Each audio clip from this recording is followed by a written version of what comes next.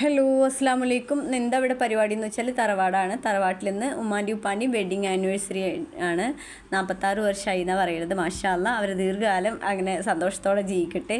ഇത് മൂത്ത ബ്രദർ, അവന് കോഴിക്കോട് നിന്ന് എത്തിയിട്ടോ. ഫ്രൂട്ട്സും കാര്യങ്ങളൊക്കെ ഉണ്ടാണ് അവൻ എത്തിയിരിക്കുന്നത്, സാധനങ്ങളൊക്കെ ഉണ്ട്. പിന്നെ ഇത് ശരിക്കും പറഞ്ഞാൽ കുട്ടികളാണ് ഈ പരിപാടി ശരിക്കും വെച്ചത് കേട്ടോ. ഇത് രണ്ടാമത്തെ ബ്രദറിൻ്റെ മോള്, ഇവള് ഒരു കുഞ്ഞു റോസ് പൂവും ഒരു സെറ്റ് വളയ്ക്ക് ഉമ്മാക്കും വാങ്ങിക്കൊടുത്തിട്ടുണ്ട് കേട്ടോ. അവളത് പ്രസൻറ്റ് കൊടുത്തു. എന്നിട്ട് അവൾ തന്നെ കൈ പൊട്ടിച്ചിരിക്കുന്നുണ്ട്. എൻ്റെ ബുഷ് എത്തിയിട്ടുണ്ട്. പിന്നെ ഇനി ഇതുണ്ടോ പിള്ളേരുടെ, ഞാൻ പറഞ്ഞില്ലേ ശരിക്കും പറഞ്ഞത് ഇവരുടെ പരിപാടിയാണ്. ഇവരാണ് ഈ പരിപാടി ഉണ്ടാക്കിയത്. ഹാപ്പി വെഡ്ഡിങ് ആനിവേഴ്സറി ഡേ എന്നൊക്കെ എന്താ പറയുക, മാല കോർത്തിടുന്നുണ്ട്. ഓരോരുത്തർ ഫോണിൽ കളിക്കുന്നുണ്ട്. ഉമ്മ അങ്ങോട്ടും ഇങ്ങോട്ടുമൊക്കെ പോകുന്നുണ്ട്. ഇതുണ്ടോ ഫോണിൽ കളിക്കണല്ലോ. പിന്നെ കൂടെ മിച്ചുണ്ട് കേട്ടോ.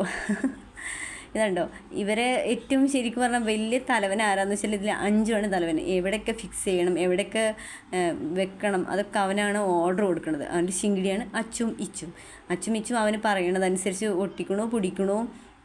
അതിൻ്റെ ഇടയിൽ മിച്ചുവിനൊന്നും അവരുടെ ഭാഗത്തേക്ക് അടുപ്പിക്കണില്ല കേട്ടോ. അതിൻ്റെ ഇടയിൽ ബലൂൺ പൊട്ടണമുണ്ട്. ഇതുണ്ടോ ഒട്ടിക്കണത് ആരാന്നറിയോ? അച്ചു. എന്തായാലും ശരി, പരിപാടി ഉഷാറാക്കണമല്ലോ.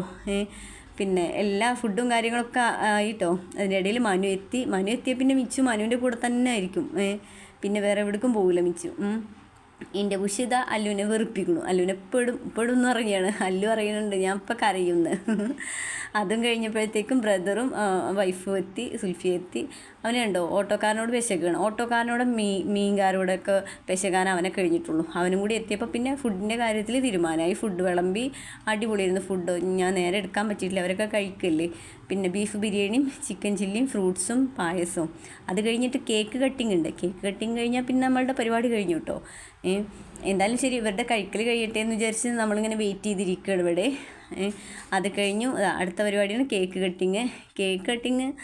അറഞ്ചും പുറഞ്ചും ഇപ്പം കട്ട് ചെയ്യുന്നുണ്ട്. ഇപ്പം കട്ട് ചെയ്ത് കഴിഞ്ഞത് മാത്രമേ എല്ലാവർക്കും ഓർമ്മയുള്ളൂ. ആക്രാന്തം എന്നറിയില്ലേ, ഫസ്റ്റത്തെ കഷ്ണം ഇപ്പാക്ക് കൊടുത്തതിന് ശേഷം പിന്നെ അവിടെ ഒരു എന്താണെന്നറിയാം, ഒരു യുദ്ധമാണ് ഞാൻ കണ്ട കാഴ്ച. ഒരു ഭീകരമായ യുദ്ധം. എനിക്ക് വലുത് കിട്ടി, എനിക്ക് ചെറുത് കിട്ടി, എനിക്ക് അത് കിട്ടിയില്ല, ഇത് കിട്ടിയില്ല എന്നിട്ട് ഭയങ്കര പൊരിഞ്ഞടിയിരുന്നു. അതിൻ്റെ ഇടയിൽ ഞാൻ വേഗം ഒരു പീസ് എടുത്ത് കഴിച്ചിട്ടോ. അതൊന്നും ഞാൻ വീഡിയോയിൽ എടുത്തിട്ടില്ല. പിന്നെ എല്ലാവരും ഹാപ്പി ആയിരുന്നു കേട്ടോ. അപ്പോൾ ഞാൻ വീണ്ടും പറയാണ്, സബ്സ്ക്രൈബ്, ലൈക്ക് ആൻഡ് ഷെയർ. ഇതാ കേക്കിൻ്റെ കാര്യത്തിലൊക്കെ തീരുമാനമായിട്ടോ. കേക്ക് ഫുള്ള് തീർന്നു. ബാക്കിയുള്ളത് ഇതാ ഷിബില എടുക്കാൻ വരുന്നുണ്ട്.